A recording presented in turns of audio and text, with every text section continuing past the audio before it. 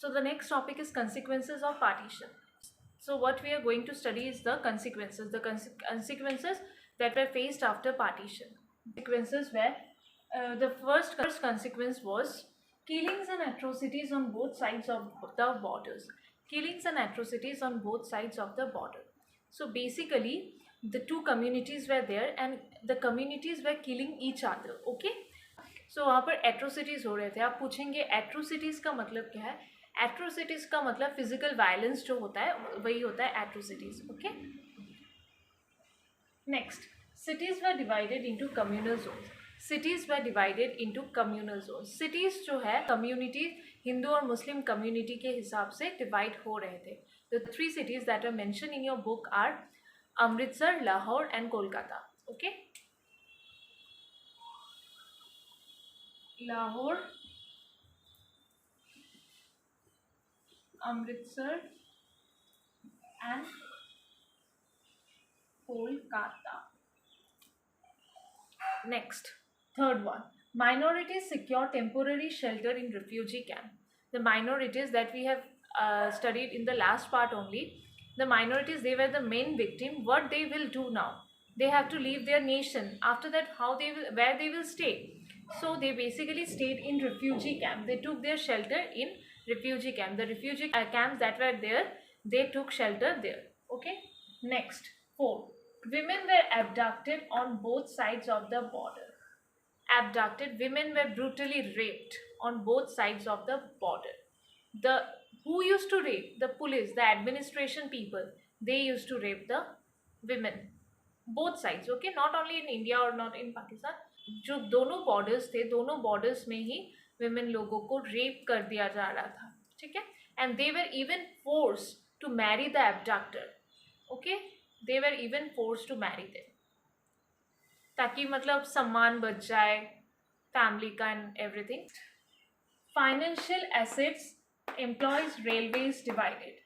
जो financial assets थे दोनों नेशन के, वो भी डिवाइड कर दिए गए थे. पार्टीशन के बाद डिवाइड कर दिए गए थे. एम्प्लॉयज़ को भी डिवाइड कर दिया गया एंड जो रेलवेज थे उनको भी डिवाइड कर दिया गया. Okay. So what were divided? Financial assets, employees, railways. Okay. Last one, that is 80 lakh people migrated across the new border. So the new border that was Pakistan. So there 80 lakh people migrated. Okay. You will also see in your book is that 5 to 10 lakh people were killed. You should remember is one date. Okay. That is 38th of January 1948. When did Mahatma Gandhi died? This is very important and you should remember this. Okay. So Mahatma Gandhi died on 30th January 1948. And who killed Mahatma Gandhi? He was in Delhi. Okay. He was going for his evening prayer. And that time, one extremist. Okay. One such extremist, जिनका नाम था नथुराम विनायक. जिनका नाम क्या था? नथुराम विनायक गोडसे. उन्होंने bullet fire कर दी थी. 3 बुलेट उन पर फायर कर दी थी. 3 गोलियां जो होती है बुलेट गोलियां, वो उन पर फायर कर दी थी और इंस्टेंटली उसी समय महात्मा गांधी की डेथ हो गई. ठीक है. किसने मारा महात्मा गांधी को? नथुराम विनायक गोडसे ने महात्मा गांधी को मारा. और कब मारा? 30 जनवरी 1948. Okay, you should remember this, please. Okay, study integration of princely state. So जो हमारा ब्रिटिश इंडिया था ना, so ब्रिटिश इंडिया 2 तरीके से डिवाइड था. ठीक है. एक था हमारा ब्रिटिश इंडियन प्रोविंसेस और दूसरा था प्रिंसली स्टेट्स. एक था ब्रिटिश इंडियन प्रोविंसेस और दूसरा क्या था? Princely state. British Indian provinces क्या थे? ब्रिटिश इंडियन प्रोविंसेस वो एरियाज थे जो ब्रिटिश गवर्नमेंट के कंट्रोल में थे. ब्रिटिश इंडियन प्रोविंसेस वो प्रोविंसेस या वो एरियाज थे जो ब्रिटिश के कंट्रोल में थे, ब्रिटिश गवर्नमेंट के डायरेक्ट कंट्रोल में थे.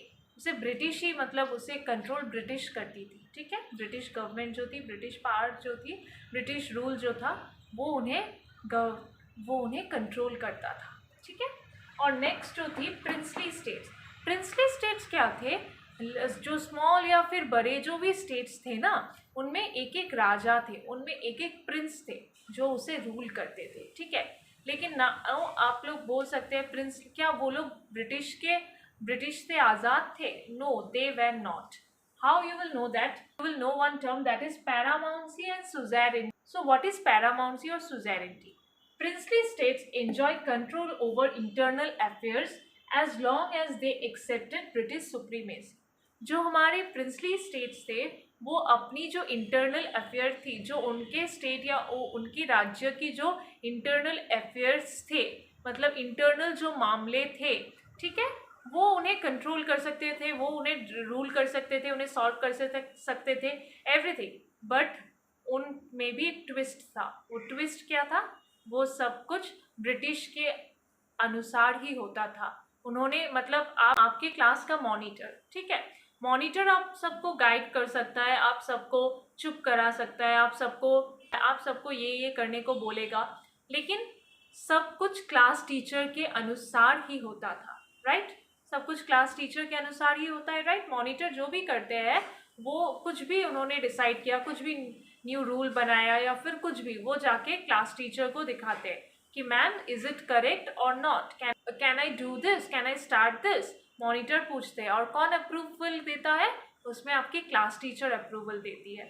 सो सेम हियर, जो हमारे प्रिंसली स्टेट्स थे, वहाँ पर भी प्रिंसेस जो थे, वो राजाए जो थे, प्रिंस जो थे ना, वो जाके वो डिसाइड अपने इंटरनल अफेयर्स को सब कंट्रोल कर सकते थे, डिसाइड कर सकते थे, सॉल्व कर सकते थे, लेकिन उन पर ब्रिटिश का अनुसार होना पड़ेगा, ब्रिटिश की अप्रूवल होनी पड़ेगी.